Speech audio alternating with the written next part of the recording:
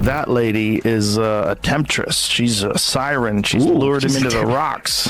I haven't heard that term in a while. She's a harlot. Picture this. It's 8:57 p.m. inside Joe Rogan's studio. The lights are out, every single one, except for this eerie blue glow coming from a lonely monitor. And on that screen, one file, just sitting there like a ticking bomb. Full Call Master Final MP3. That's it. That's the one everyone's been whispering about. The one lawyers warned him not to touch. It just sat there, waiting for him to press play. The air was thick, heavy, like the room itself knew something was about to go down. Joe just stared at the file, didn't blink, didn't move. The whole internet had been begging for this. The truth. Was Meghan Markle's so-called midnight saga real? Were the rumors of threats, calls, and secret palace orders actually true? And Joe, oh, he was done waiting. He finally turned to his mic, his face hard as steel. "You need to hear this," he said. His producer Jamie's head snapped up. "Joe, you sure about this?" Joe just gave this dark little laugh. "They said it'll burn bridges," he said flatly. "Let 'em burn." He hit record. There was like photos with her and Prince Andrew way back in the day when she was like in her early 20s. Wow. No, I haven't heard that one. That's That's the big distraction. That's the big distraction right there. There's a war room apparently. All right, folks. You've seen the headlines. You've heard the gossip. But this time, you're going to hear the entire call. No edits, no cuts, just truth. And oh boy, the internet had no idea what was coming next. The waveform came alive, a crackle of static. Then, her voice, sharp, demanding, unmistakable. "I told you to take it down, Joe." This isn't a request. Joe didn't even flinch. "You think this is about your show?" she continued. "It's not. You're playing with something you don't understand." Then Joe's own voice came through the file, calm, collected, almost smug. "Then explain it to me." There was a pause, a long, heavy inhale. Then her tone dropped to a whisper. "There are things in motion you can't stop. Not with a podcast, not with a platform." Joe's livestream face didn't twitch, but under the desk, his fists were tight. "So that's what this was about," he murmured. "Control." And just like that, the world changed. The chat blew up instantly. "Holy S." You can hear her panic. "She's warning him." Rogan leaned back, eyes cold. "That's the part they wanted buried," he said. "What came after that? That's why every lawyer in California tried to shut me up." He scrolled 10 minutes ahead in the recording. Yeah, I guess everybody falls down one side or the other. Do you support Harry and Meghan? Do you not? But Harlot's bad, right? She's just powerful. She's Actually, that's a good point. Harlot and temptress. yeah, I think Harlot's It's like comparing melons to. yeah, that's a whole I word. take that back. Yeah. It's a terror. Yeah, I don't think she's that. No. Which Then, another voice joined in. Male, British, clipped, authoritative. "Ms. Markle, we advise you end this conversation immediately." Joe froze. "That's the moment," he whispered. "That's the part no one ever caught in the leaks." Jamie's jaw dropped. "Wait, you mean she wasn't alone?" "No," Joe said. "And whoever that was, wasn't a lawyer." The voice came again, harder this time. "Ms. Markle, end the call now."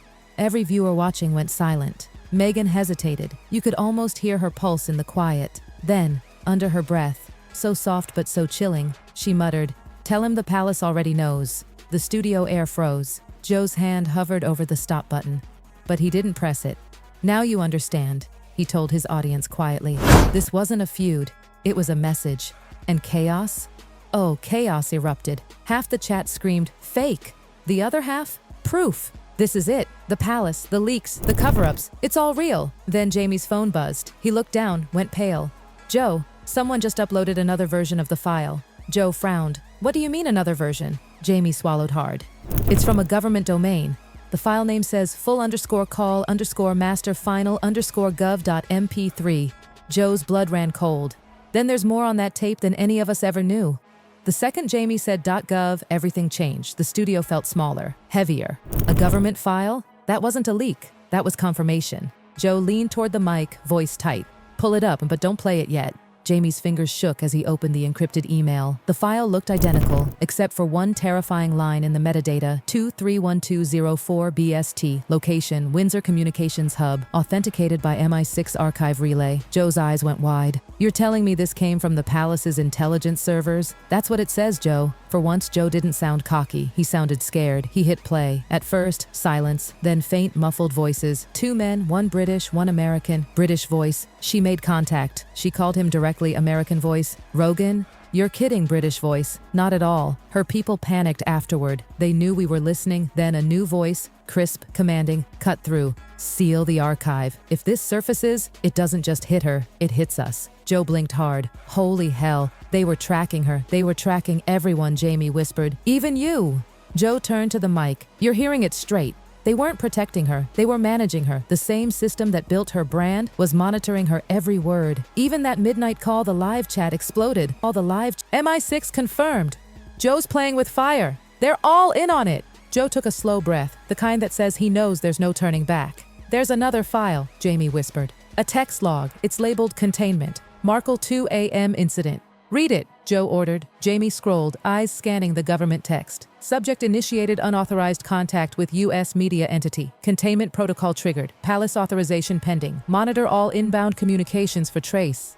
Jamie swallowed. Joe, this means someone from the palace actually approved monitoring your show. Joe just ran a hand through his hair. So she wasn't calling as a royal, he said slowly. She was calling as bait.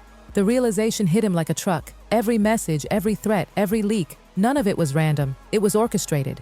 The call wasn't about her image, he murmured. It was about who was listening when she made it. He looked dead into the camera. They thought I'd fold. They thought fear would shut me up. But now I want the rest of that archive.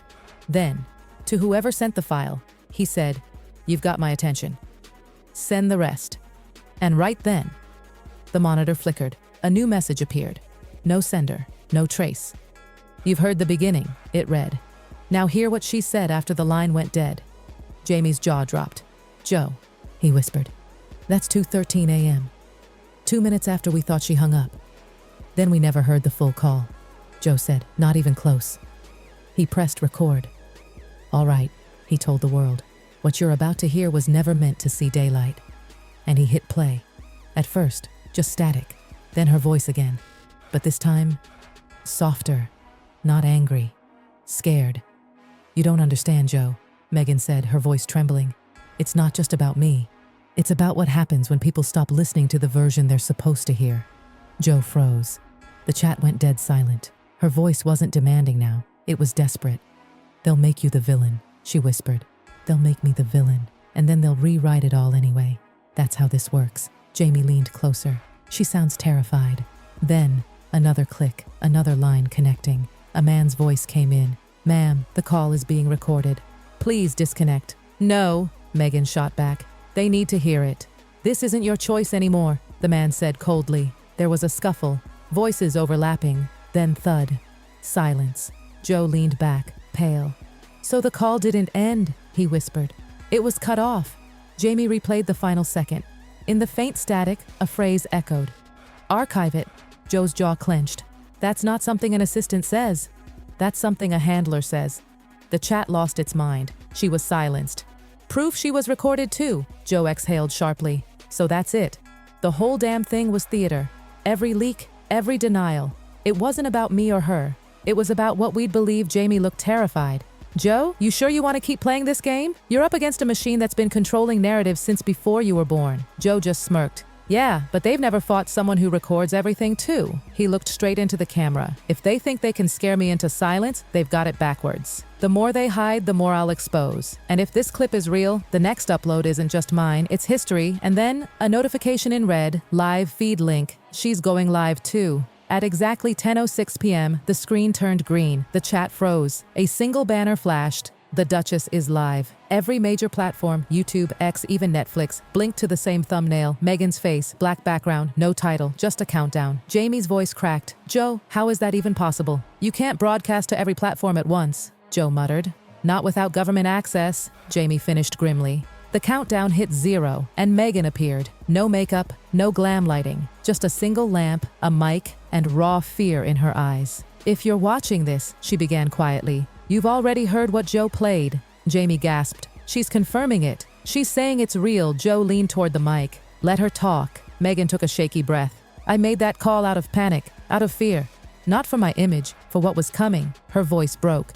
"There are things attached to my name that didn't come from me. Words, recordings, whole statements that were never mine. And every time I tried to stop it, someone reminded me who owned the archive." Joe's face hardened. The archive again, he muttered. They told me if I didn't play along, she continued. If I didn't let them use my voice, they'd release the raw files. But those files aren't me, they're what they made me sound like. Jamie stared. She's talking about deep fakes. Joe shook his head. No, something worse.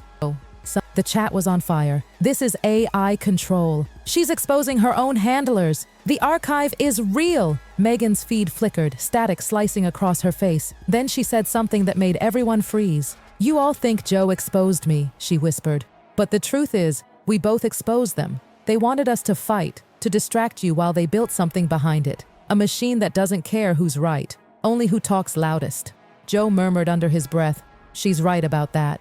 Then she said the words that broke the internet. It wasn't recorded from my phone. Her screen split in two, her feed beside Joe's studio. His camera wasn't even on, but somehow, she was streaming into his feed. Wait, what the hell? Jamie stammered. She's hijacking our stream. No, Meghan said calmly. I joined it. No algorithms, no metadata, just memory. For hours, the world was silent. Then, headlines began to reappear. Markle broadcast sparks global data reset. Internet memory heals itself, say experts. No one owns the narrative anymore. In Montecito, Meghan scrolled through the news, laughing softly when she saw one line that read, "For once, Meghan Markle didn't lose control. She restored it." Meanwhile, half a world away, engineers at the BBC stared at their servers. The archive was back online, but different, asking questions. One prompt blinked. What is meaning without control? A supervisor barked, pull the plug.